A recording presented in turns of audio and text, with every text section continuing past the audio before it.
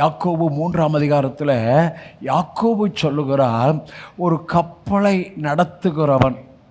அந்த யாக்கோபு 3:1-2 நாவை குறித்து சொல்லுகிறார். நாவு அதை சொல்லிவிட்டு, ஒரு கப்பலை நடத்துகிறவன் அவன் போகும்படி யோசிக்கிற இடம் எதுவோ, அதாவது எந்த இடத்துக்கு போகும்படி யோசிக்கிறானோ அந்த இடத்துக்கு ஒரு சிறிய சுக்கானால், கப்பல் ரொம்ப பெருசு, ஆனால் சிறிய சுக்கானால் அந்த சுக்கானுக்குத்தான் அந்த பெரிய கப்பல் பெருசு, அந்த சுக்கானுக்கு தான் அவ்வளவு பவர். சுக்கானில் தான் எல்லாம். உங்கள் நாவு தான் சுக்கான்.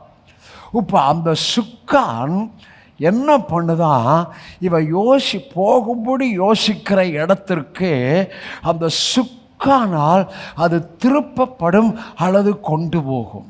அது உங்கள் நாவு.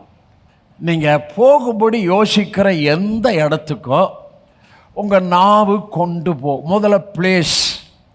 நீங்கள் போகும்படி யோசிக்கிற எந்த இடத்திற்கும் உங்கள் நாவினாலே நீங்கள் பேசலாம்.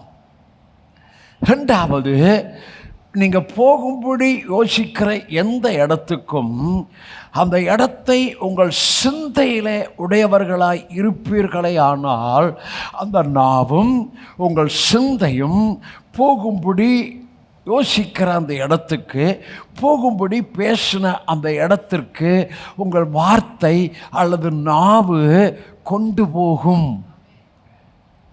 ஆமென். இடம். நாவில் ஜீவன் உண்டு, நாவிலே மரணம் உண்டு. அவனவன் தன் வாயின் பலனால் வார்த்தையால் புசிப்பான். இடம்.